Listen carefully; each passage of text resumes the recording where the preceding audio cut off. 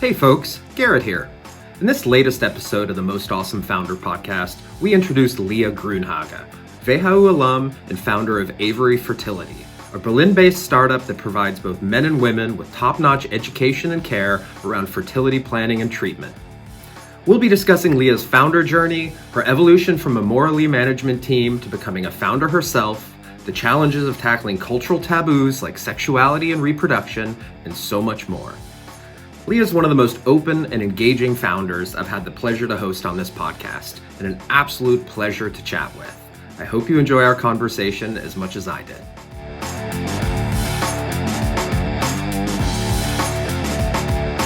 This episode is brought to you by WHU, the Otto Beisheim School of Management. WHU is reshaping the way students learn about business, management, finance, and entrepreneurship through its innovative programs and partnerships in Germany and across the globe. To learn more about this globally ranked university, visit whu.edu today. Coming to you from WHU on the banks of the Rhine River in beautiful Vallendar, Germany. This is the best and most awesome founder podcast. A show about entrepreneurs, innovators, advisors, and educators, and the stories that make them who they are today. Cool. Lia Grünhage, thank you so much for joining us on the podcast today. I've really been looking forward to this conversation. Thank you so much for having me. I'm really happy to be here at this Zoom meeting. Well, I know we were really hoping to do this in person.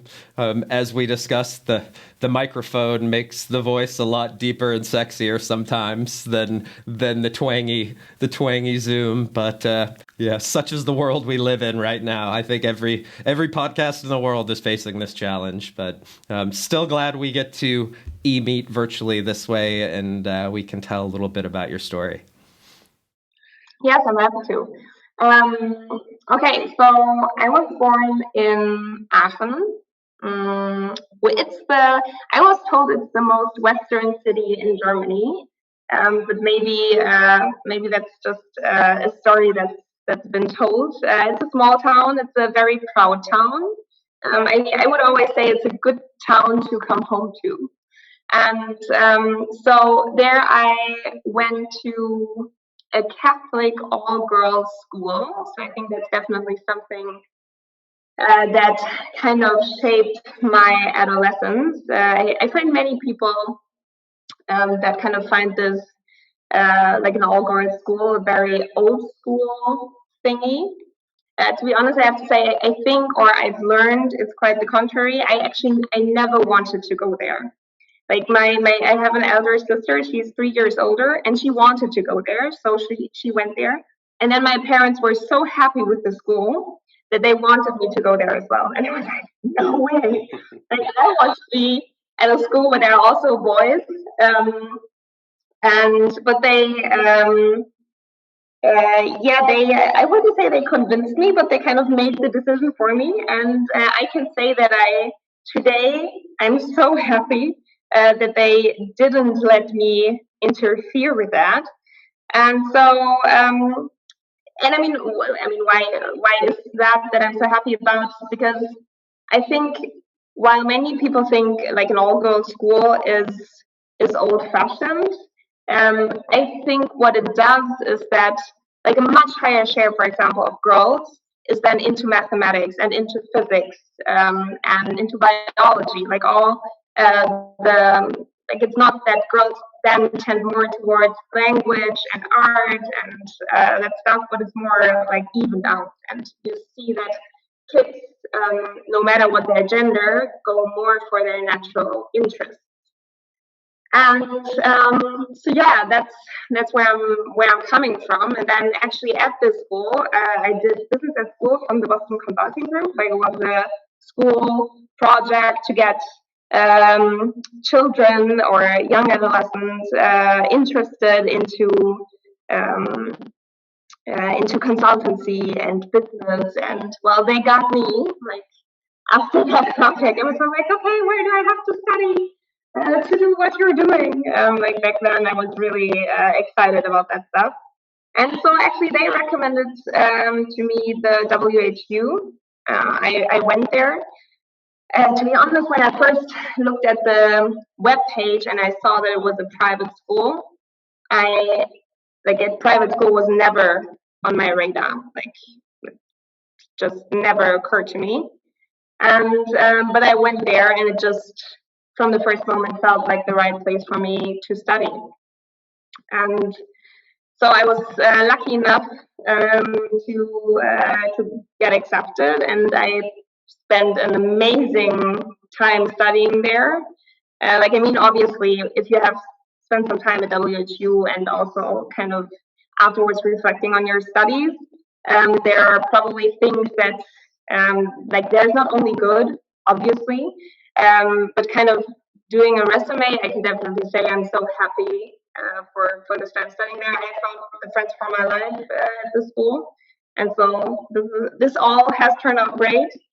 And I think when we were studying at WHU, it was still all about kind of banking was on the decline of in priorities where to go after you study, and consultancy was leading the pack. And when I did my bachelor's and my master's immediately, like back to back, and so consultancy still leading the pack. I actually joined the consultancy for 1 year after my studies, a small one, but they're pretty fast realized that this is not what gives me energy. Like I know so many people, or actually not so many, but some people that really say I honestly enjoy working at a consultancy. Actually, my sister being one of them. She studied physics, so I would say she got the brains. Like she's all wow. And then at some point she went to McKinsey and she's really really happy there. So that's a kind of good example. And but I just a small detour. Pretty fast realized that this is not my mecca, and so I quit after I think already like 7-8 months, and then looked for something new. I wanted to go to Berlin to joining a startup, and I looked at kind of what was out there, like fashion, shoes, furniture, and then there was Amorelie, sex toys. Period. And I don't know, it was super intriguing. Like I found it so, like it was so different from the other things I looked at. Like the other ones, they were kind of obvious. And my best friend, like he said, okay, you've got to go to Amorelie. Like Amorelie is your thing. I was not so sure, but kind of, it definitely made me curious. And like from a business perspective back then, it really made a lot of sense. Like the market was neglecting 50% of the customers, and even though the female orgasm is like so much harder to reach, like all the players were just focusing on men, even though they then were selling female toys. Like it was all kind of weirded up. And so from a business perspective, like that, I thought, okay, this makes so much sense. But then I honestly have to say, maybe because I have this Catholic all-girl school in my background, I was a little bit like, okay, do I want to sell sex toys? And obviously Amorelie in 2014 that was at a really different point compared to where it is now. Like when I was telling people what I was doing, it was not saying, hey, I work at Amorelie, and everybody is like, woo, cool. But it was like, I work at Amorelie, I'm selling sex toys. Okay. So yeah. So I really like that was a different story. And so there was actually, and I mean I met Lia and Polly, and like the people I met, they really got me, like the business idea, like from a business perspective, makes so much sense. But then I had this last struggle, and then I actually talked to my dad, and he was like, okay, what are you worried about? Like that maybe one day you won't get another job because you did that? Well, probably if that should be the case, it's not the job that you really want, or that wouldn't be a person that you would really like working for. Yes, and so I started at Amorelie, I've spent there 5 incredible years. They've definitely changed my life a lot. I started as a business development manager, like really from doing the next financial round with Lia and Polly to organizing the Christmas party. I was all over the place. And then kind of made my way. I looked at every dark and light corner of this company. I think I joined like 4 weeks after I joined. I was in my friends only called me Amorelie, and that was that. And I think over these 5 years I grew. Like I was so close to that company. Like it was just one thing, which also had its negative side. We might come to that later in the podcast. And so I spent 5 years there. I don't know, like I'm already talking for a long, long time.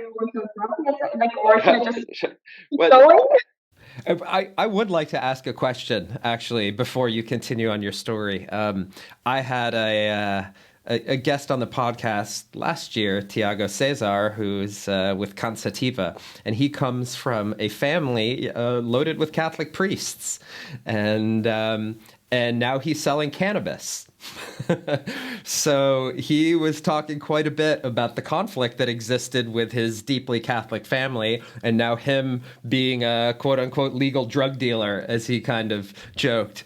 Here you are coming from a Catholic girls' school to selling sex toys. So there might be a little bit of an interesting comparison there. I'm curious, how did your family respond when you said, this is the business I'm going into?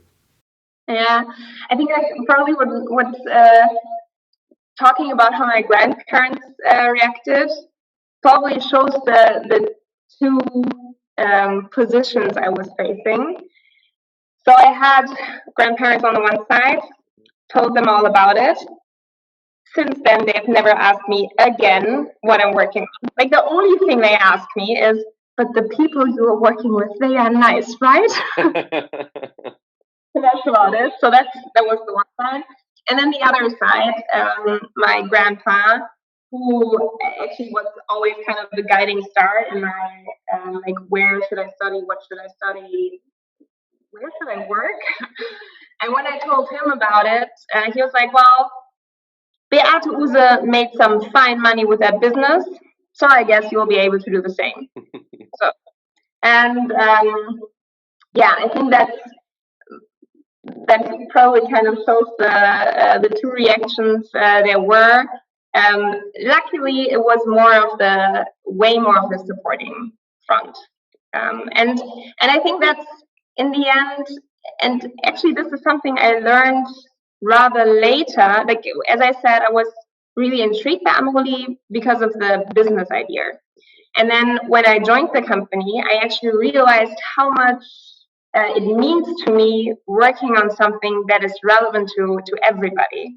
Like, sexuality concerns everybody. That doesn't mean that sex toys are for everyone, but everyone is curious about the topic, because sexuality for us as human beings is key to being happy, like living a sexually satisfied life and knowing your very personal preferences is actually key to being happy. And working on something that is so elemental to us as a human being, that I learned that later in the process, but I learned that, and I think that's also something now with Avery, that I am and I will always try to kind of stick to in my professional life, thinking and working on topics which are relevant to everyone. And I think because the topic is relevant to everyone and everyone is kind of curious, at some point, once I learned how the story works, when I tell people that I'm working at a sex shop, once I had that ring to the story, I mean, you can enjoy it because everybody's interested.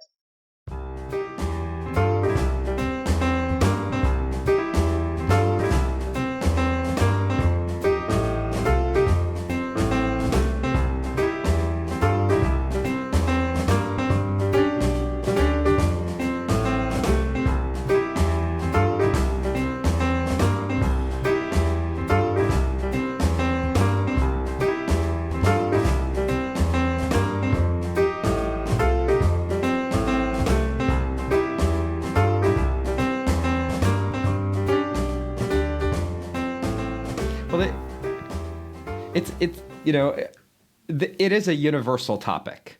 No matter what your background or your gender or your sexual preferences or whatever, like sexuality is an important part. Yet it is still, maybe this is the puritanical American side of me talking, but in many ways it's still stigmatized. As someone that was especially on the business development side of these things, did you confront this topic of stigma much, of discomfort, and the way people, I think it's become more and more mainstream as generations have moved on. But I think at the beginnings of Amorelie, even not so long ago, it was still a tricky topic. How did you face that issue of stigma? So most definitely, I think breaking the stigma was and probably still is key to working at Amorelie. So, at some point I moved to owning kind of the strategic brand marketing and the performance marketing in general, and obviously there it's about communication, and then it was all about how do we break that up, and how I think obviously now if we look at the market, there are a lot more players who are also very much more open or direct. I know back then we always described Amorelie not as we always said we are not a brave brand, because we felt kind of like how do you say it in English, the Trojan horse? Trojan horse, yeah. Like moving into society, like we know that the goal was like reaching the middle of society, but we always felt like a Trojan horse, like we didn't want to step on anybody's toes. We didn't want to provocate anyone.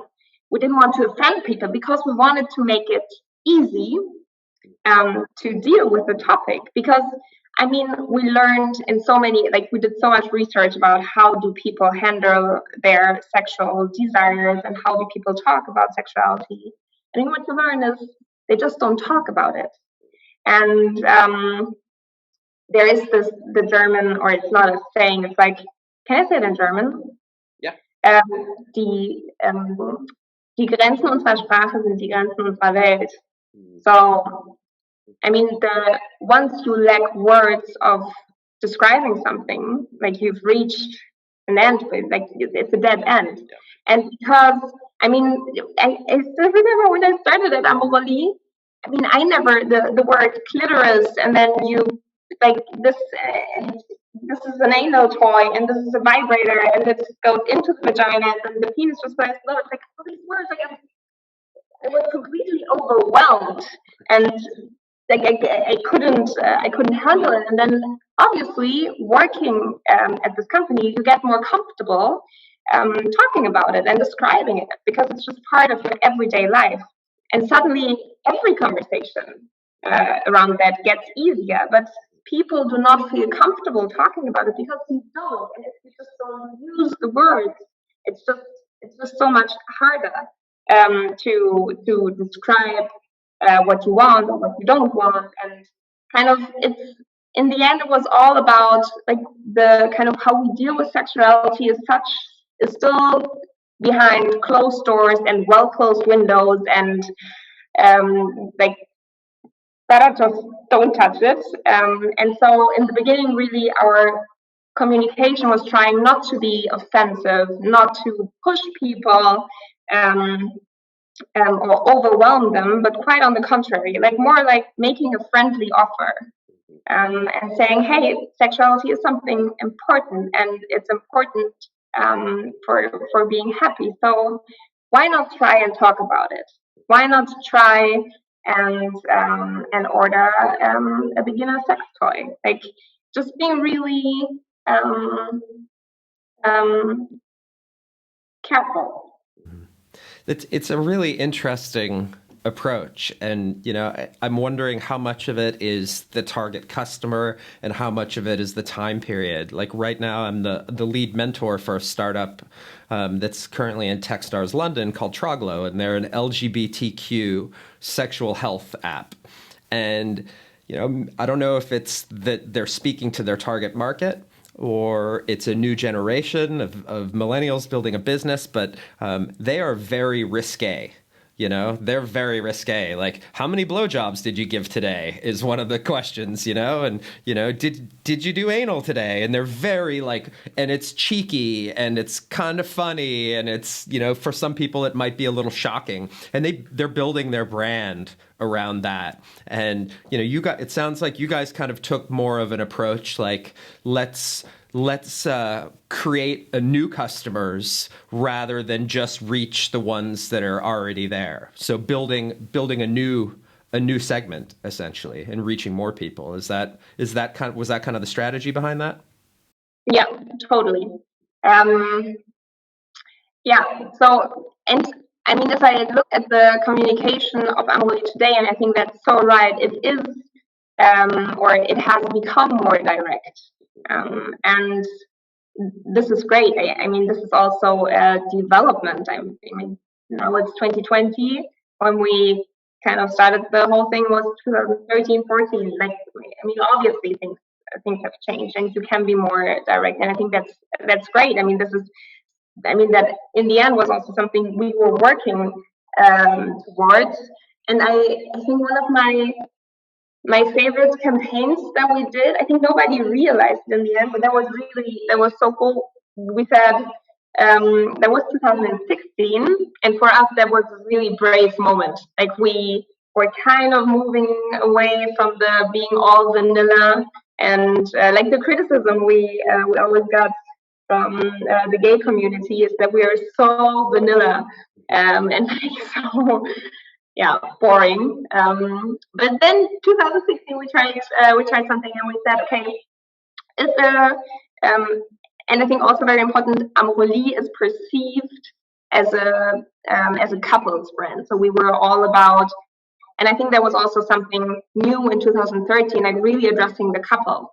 Like, you as a couple can use that, and it can be an experience. Like, even though that the toy is for the woman, you can experience it as a couple. And then what we always learn from the interviews that we did is that you have this really, like, once you've tried it, like, you have this really special moment together because you've experienced something new. And experiencing something new together is great. And it's just, it's something that just you two have. And so what we did is that we casted real couples and then gave them a box of toys. And then our camera team would move in like immediately after they had sex, like they were still in bed, and then do an interview. And that was so, I mean, the whole, the production was crazy because we had this house, we rented this house, and we already did like a completely new room. And so when the couple was in there, like we moved, like we had this dead zone of 20 meters around the house. And nobody was like allowed to even touch, like cross the dead zone, like somehow, like so that they had like complete privacy. But the interviews that we had then, they were so special, so honest, and I think that was the first braver marketing or more direct marketing campaign that we made. Yeah. Awesome. So I want to get back to the Lia story. So you've now spent a few years helping to grow Amorelie, kind of working your way through that experience. What happens next? What happens next? Yeah. So I started there in 2014, and then I think in the end I was kind of responsible for the whole commercial part. So when Sebastian Pollack moved out. In 2018, beginning of 2018, I became, or I made the step to managing director, and then I was kind of responsible for the whole commercial part. So on the one hand, doing all the like everything where the products were coming from, our private label and third party brands, and then the marketing and the sales channels, and and then I kind of, that was still the point when I had no idea, okay, what could ever be my next step? Like I was so intertwined with that company, that I couldn't even see beyond the horizon. And then in last year, in the summer, I think the right idea and the right people crossed my way. And then I realized, okay, suddenly there was the next step, and it felt very, very natural. And even though I never thought that I would become a founder myself, and it was honestly never, ever my plan, because I think I'm, like, in general, I would say I'm to risk at work, and I have to say I like work for people. I think that's really, I don't, like, either, or maybe people don't talk about it that much, but I haven't met many people, but I can really say if I have somebody that I really admire, I love working for them and making their lives easier. It's something I derive pleasure from. And then you're founding a company, then you don't work for anybody else, then you just have to pleasure yourself. And, so many metaphors in here, but like also, like, there was always something like in the Amorelie environment. You had to be careful with language, and now that I spent 20 minutes talking about Amorelie, okay, that came out here.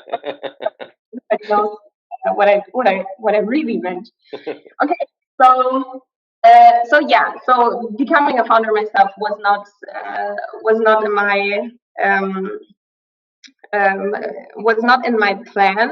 And then on the other hand, I guess that Amorelie and seeing what building a company is like, also, I mean, I loved that.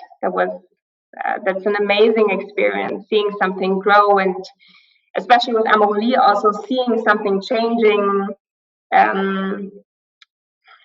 mean, maybe that sounds a bit big, like changing society, but I think how we think about sexuality and sex toys, that's definitely something I guess we changed over the past years. And I mean, now you can buy our sex toys at DM, the most ordinary place there is in Germany, and I mean that is something. And seeing how something that you work on can change something like that, that intrigued me. And then the idea for Avery, I think in the first step, it originated from a personal experience. So a friend of mine, back then 34, said that she and her husband were trying to get pregnant now, and like our whole friend circle was like, yay, and all positive, and like not even a blink of concern. And then it has been such a hard way, and she's it just turned out that it wasn't that easy, and was the first thing that was out of control, and not which you couldn't make happen just by working harder or wanting it more or doing it better. It's just not in your hands. And therefore, the first time I realized that there is such a gap between how all of us, like I'm 31 now, and we all say, yeah, of course we want to have children, but we all don't realize that our most fertile days lie way beyond us. Like they are gone for good. And so kind of that was the first time that I kind of realized, okay, there is something, like here's something off, like our society, or we as people were getting older and older when we were having our first child. I think in the 80s we were 25 when we had our first child in Germany, and now we are 30, and people who studied are 34 on average. So that is, like, society changed so much in only a few decades. Like this is really a short period of time where kind of everything flipped. Like for our bodies, it's such a huge difference getting pregnant at 25 or at 30 or at 34. So that has changed, but our bodies, they didn't get the memo, and truth be told, they never will. So kind of our mindset and how we deal with fertility, that hasn't changed. it's super reactive. Like we only deal with our fertility once we actually are trying to have a child or we want to have a child. And yeah, so I realized that there is an immense information gap. And as we learn about contraception, from I think when we are probably, I don't know, 11 or 12, and I think that probably is also something that developed over time, so that now we have a really good education about contraception. Like it starts probably at home, but if it doesn't, you will learn it at school, and then you're at the gynecologist, and kind of this is taken care of. Like, and I think you can wake like any woman and probably also every man in the middle of the night, and they would tell you, bam, bam, bam, bam, bam. This is how you won't get pregnant. Yeah, but we actually know really little about how we actually can get pregnant. And yeah, so kind of this is where the idea for Avery originated. So it's all about fertility, educating about fertility, and easing access to fertility care. And yeah, so that was the idea. And then so I made the decision last year in summer, and then I kind of full-time joined. Like Freddie and Fabi, my two co-founders, they already started because they were already out of jobs. I know Fabi from the WHU, so he studied there as well, and he knew Freddie from the Boston Consulting Group. So this is kind of how we found each other. And so they already got started, and then I joined full time in January this year, and we actually started with the idea, okay, let's educate about fertility and let's make people aware that we need to start to think about fertility much earlier. Like the earlier we start to think about it, the more options we have in case something is off.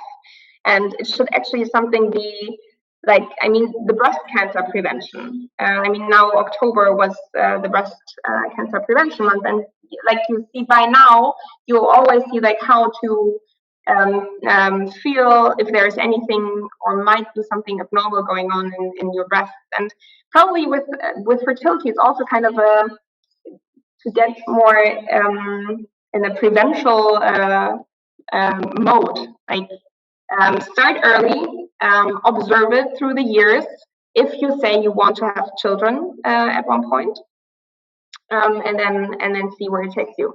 And so we thought, okay, we're educating about fertility, first step, and then how we are making money. We are also educating about social freezing, because for women, that is one way of handling this. I think you can learn about your fertility, and once you do, there are obviously more options than social freezing. You might want to start your family earlier. You might say, hey, I'm fine with that. I just see where life is taking me. Or you might say, hey, yeah, I want kind of a safety net, so I'm going for the social freezing treatment. And yeah, so we thought, okay, so we are educating about social freezing, and then we kind of, if a woman is interested, we connect her with a fertility clinic, and if she actually is doing the treatment, then there would be a benefit. And so that was the idea that we started with, and as founding a company probably a lot of founders know this, like you're flipping around, or you have to flip around the idea quite sometimes, multiple times. And yeah, so we talked to hundreds of women in regards of this fertility education and social freezing, and we realized, okay, we're taking the second step before the first. Like the treatment is, you do the treatments once you learned about your fertility. It's not an immediate, okay, yeah, social freezing it is.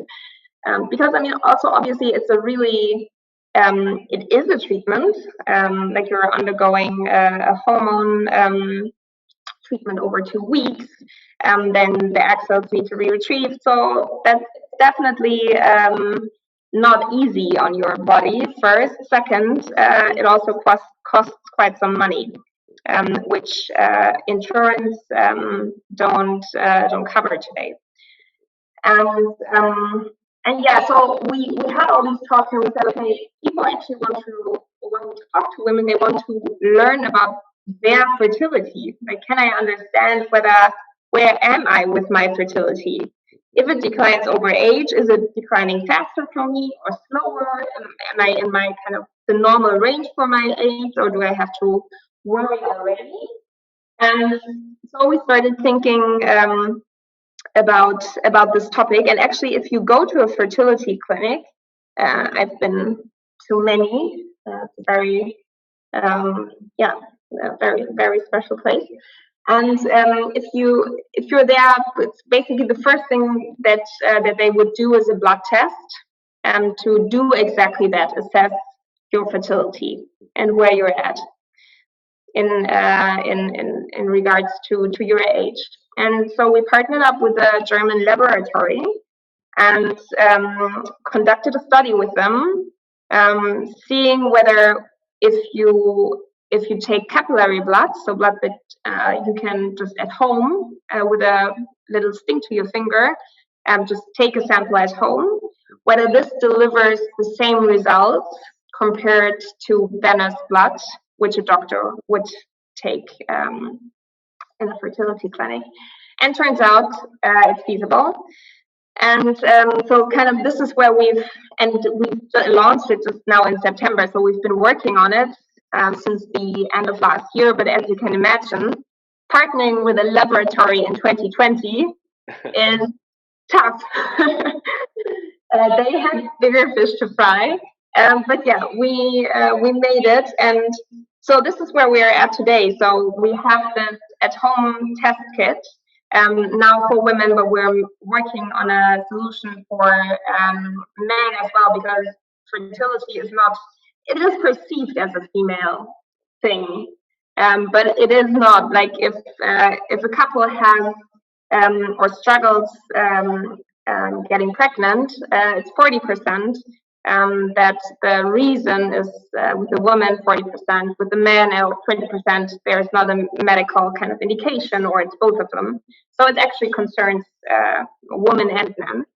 But yeah, we now started with this at-home fertility test for women, and yeah, it's all about in the end to change the mindset yet again around how in our society we deal with our fertility. Because if we want to have children at a later point of time in our lives, we better make our way that we deal with fertility a different one, make it more proactive. Because it can be that you're 33, you're doing that test, and you're in early menopause. Like, it's not often, obviously, but it can happen. And then you're trying to have children, but then it's not for you anymore. If you start tracking or having a look at your fertility in your mid-20s, then you can observe it kind of yearly, and you might still have a chance of kind of turning the needle around. So I think this is something that, as kind of the age that we have in our first children has changed over the past decades, over the next decades, the way that we're dealing with our fertility will change. And we with Avery Fertility are planning to lead that pack.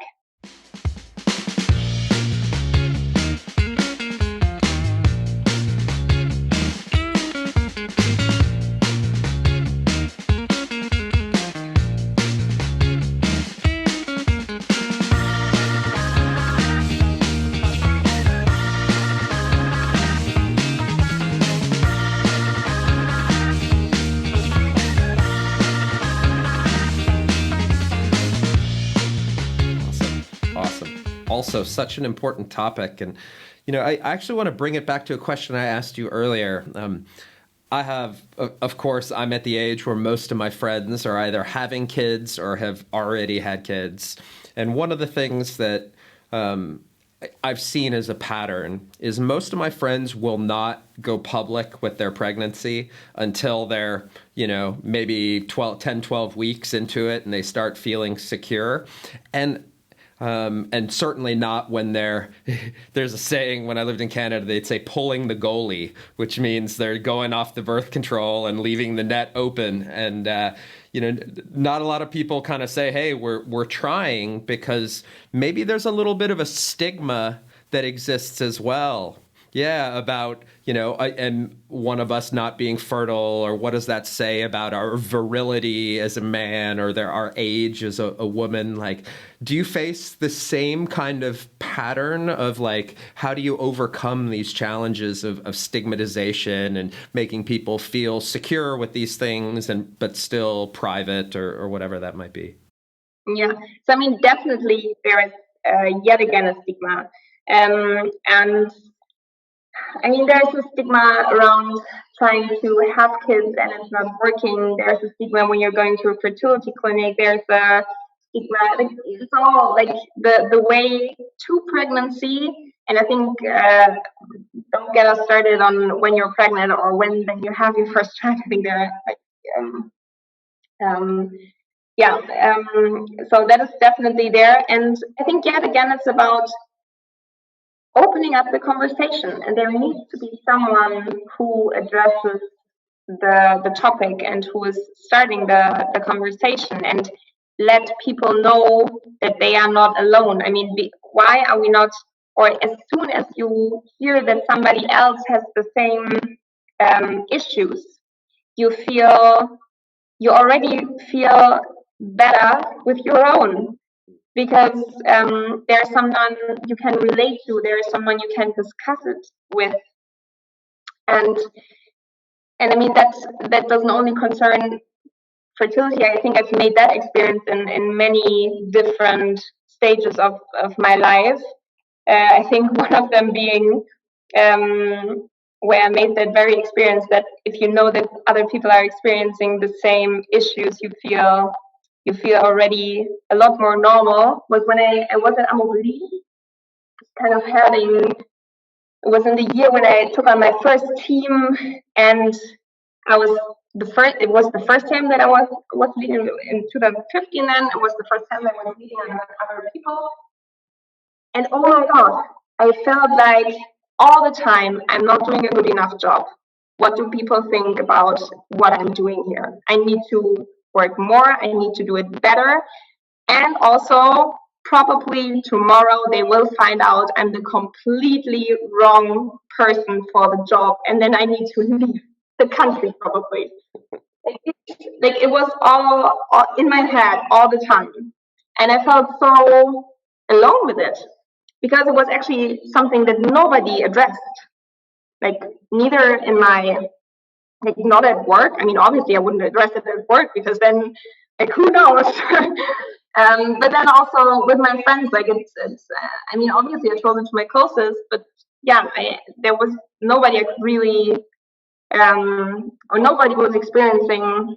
Or at least they wouldn't tell me the same thing. And then my best friend actually, he handed me, or he gave me the book of Sheryl Sandberg, Lean In, and there, I mean, yeah.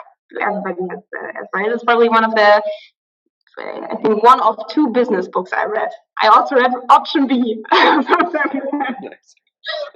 and then when she was talking, I think it's this whole sit at the table chapter, and she was talking about the imposter syndrome, and that and this is something that especially women I think have a tendency towards.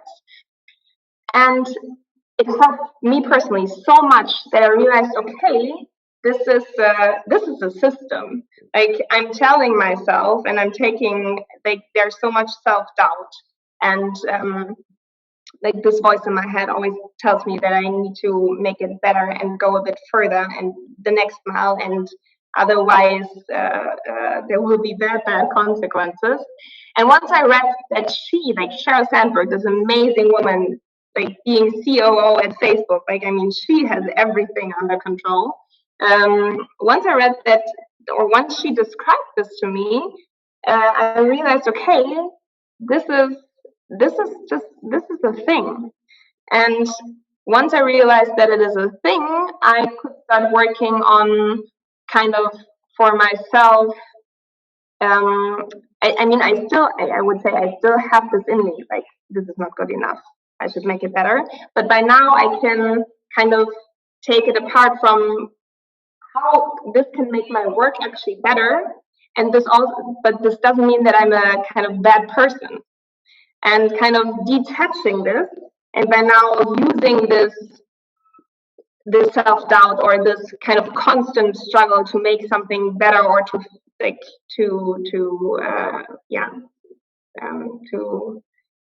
be good at my job, by now is something which I more use as a tool, and it doesn't like tear me down. And so this was a huge detour now to stigma around fertility. But I think once you listen to a conversation or read a book, talk to someone, or just read something on the internet, and learn, okay, there are other people struggling with things as well, and this is how they deal with them. It helps already, instead of feeling alone with a topic or a problem or a thought in your head. And so this is definitely something that we want to do, like opening up that conversation, and making people aware that they are not alone in their fertility journey. And fertility journeys in our days are so individual, because I think they were really linear also only a few decades ago. Like, you married and then you were getting pregnant. And now, like, everybody finds their own way. And even though they are so individual, obviously there are also common things, that we can experiences that we can share, and that we can then learn from one another.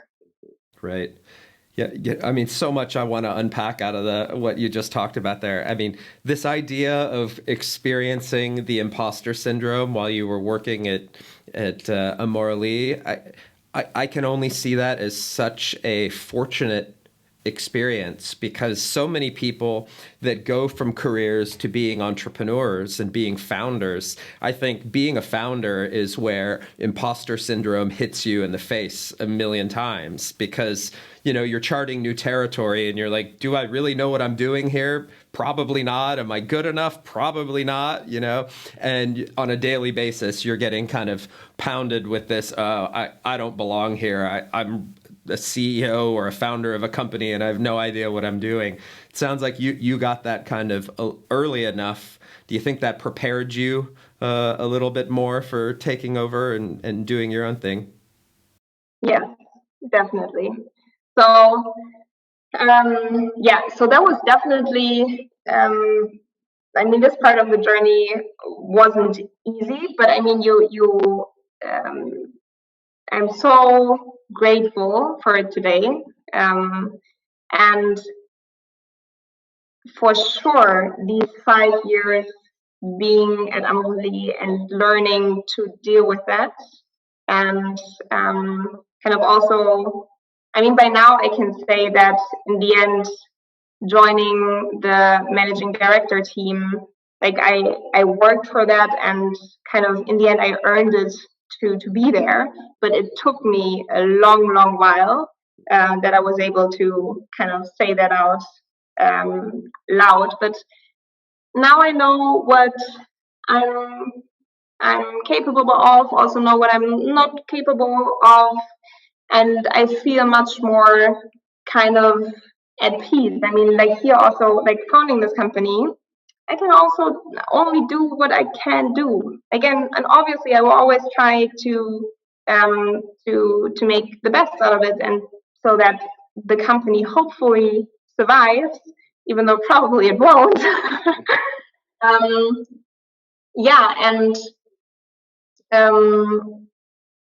And for all of this, I definitely feel that I'm kind of more at peace, and that this pressure of succeeding is there as an ambition, but it doesn't get to me as a person. And I think that is the question, whether you can close your laptop at 6 or 11 p.m., like whatever the time is, like, and obviously that changes over days, but if you can close it and then have a good time, or whether your thoughts, because you let them so close to who you are and like who you are as a human being, and obviously for that it's not sufficient to close a laptop, because then it's just you just question yourself so much and just detach this who you are as a human being, and that you're worthy as a human being, and the job doesn't make you worthy as a human being.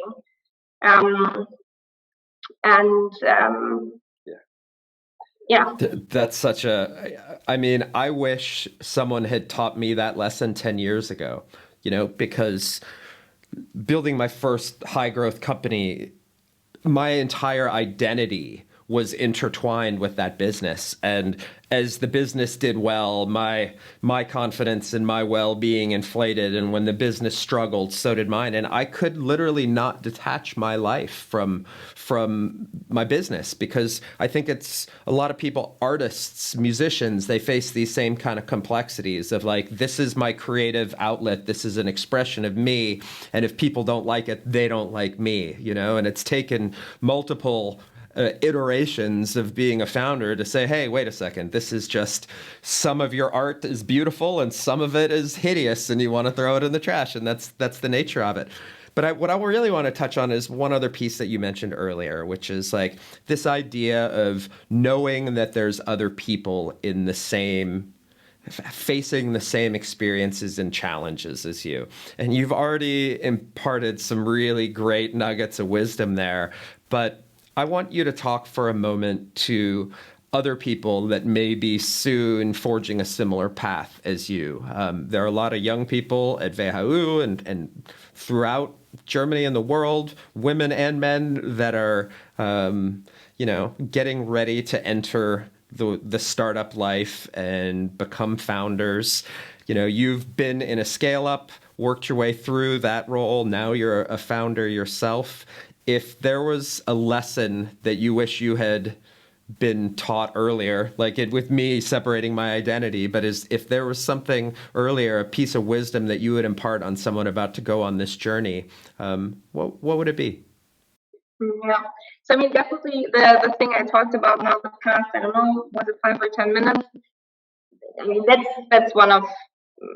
that's definitely one of them, because I think that kind of can answer your question how you I mean, this probably is also about succeeding, but this is also about how you can be happy in your life.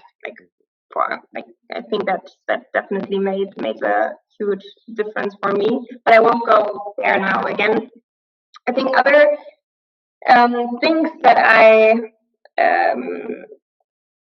or like one thing I've observed also during the time or over the past kind of 5 or 7 years, and also when people ask me like how did you, I mean, the way I worked my way up from the business development manager in 2014 to being a managing director at Amorelie was probably a unique way. And I think one thing that was completely and always utterly normal for me is that I took responsibility for everything. Obviously, this is also not always good. Like you should see where you draw the line. Coming back to that other topic, but I think I never thought this is not my job, and we have this kind of value. And coming from the WHU, I almost tattooed it in my arm, and it was company first, no ego culture. And obviously this doesn't mean company first in a company over people, not at all. But it's like no ego culture, like your ego comes second. And if the company succeeds, you will succeed. And this really, I hammered that in my head And and then I was on the train with full speed. Okay, company first. And it didn't matter at all whether something was burning or there was a problem in a completely different department. I always felt responsible, and I would always go in, and I would never let something loose. Like, I always felt like, okay, I have to, like, everything, like, where is everyone? And this is actually something, and I think that applies for a job, but this taking responsibility also applies for your personal development. Like, I've had so many talks about personal development, and people sitting in front of me and say, I want to develop.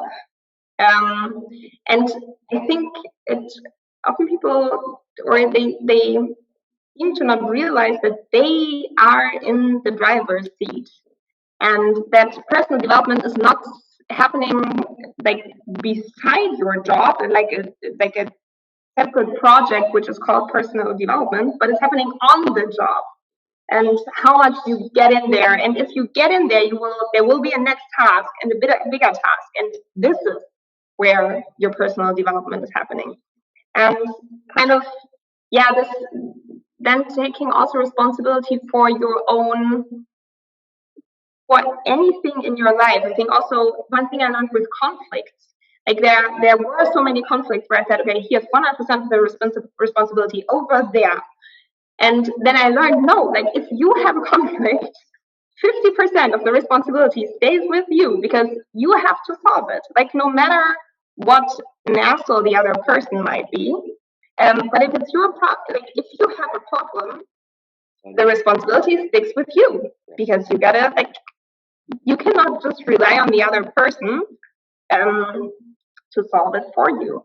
And so this having this mindset of, and I mean, that's also great. You're always in the driver's seat. You can always change anything around you, and don't externalize responsibilities. Don't externalize, don't externalize your life. Own your shit and manage it. Yeah.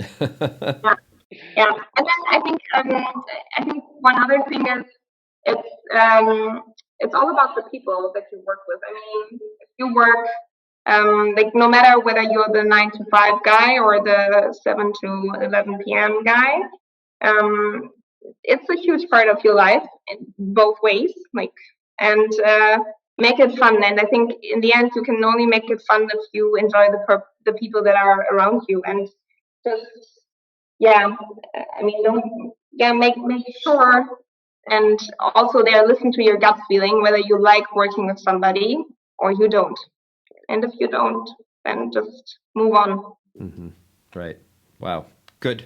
Wise words, without a doubt. And give me a glass of wine and I could do this conversation all night. There's so many things to unpack there. But being cognizant of your time, I ask every guest on the podcast a couple of kind of silly questions just to get a little bit of insight into the non-business side of things. One thing I have noticed in my life is you can learn a lot about someone by looking at their bookshelf.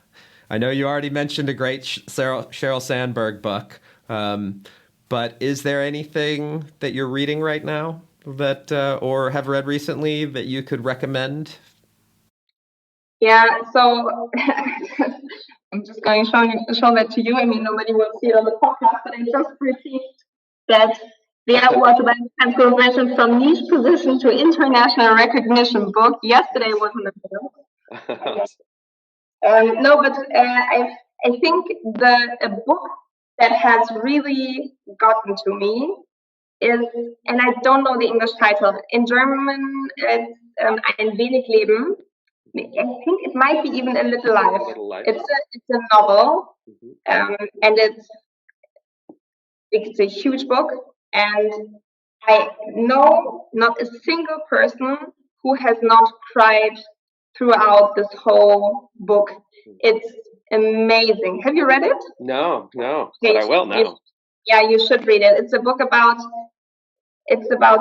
friendship and life, and it will get to you. Like it's amazing. It's a really incredible book. My best friend who gave me the Lean In book, he also gave me that book. Like he's good for book recommendation.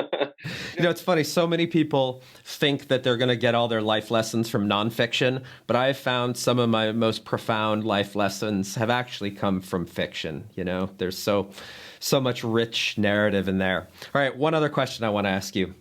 In the similar vein, what's on your playlist right now? What's cycling? What are your jams?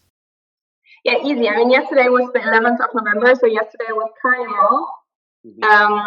From like all day long, because I mean I'm from Aachen, which is where we celebrate Carnival, and then it doesn't get cooler. So yesterday was Carnival, and other than that, it's already Christmas. I'm a Christmas addict. So I start Christmas in October. I love it. I love it so much. And I baked the first cookies and listening to Christmas music already, and yeah. Oh, awesome. You're one of those. Christmas starts 2 months early. Awesome.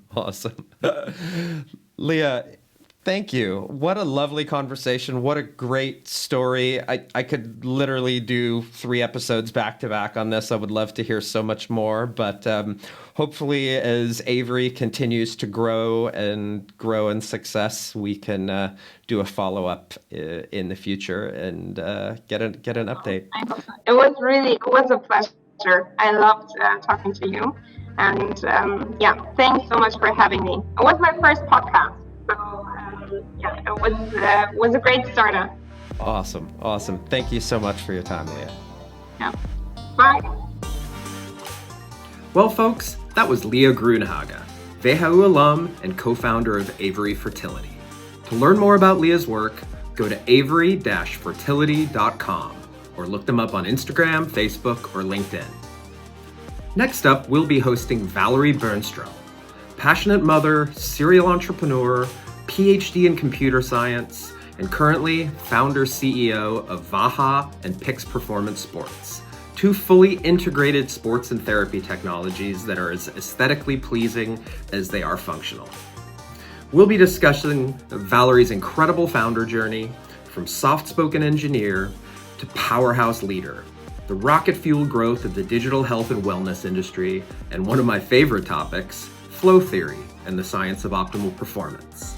Until then, be sure to check out our website at mostawesomepodcast.com, follow our channel on YouTube, and subscribe on Spotify, Apple, or your favorite podcast streaming service. Bis nächstes Mal.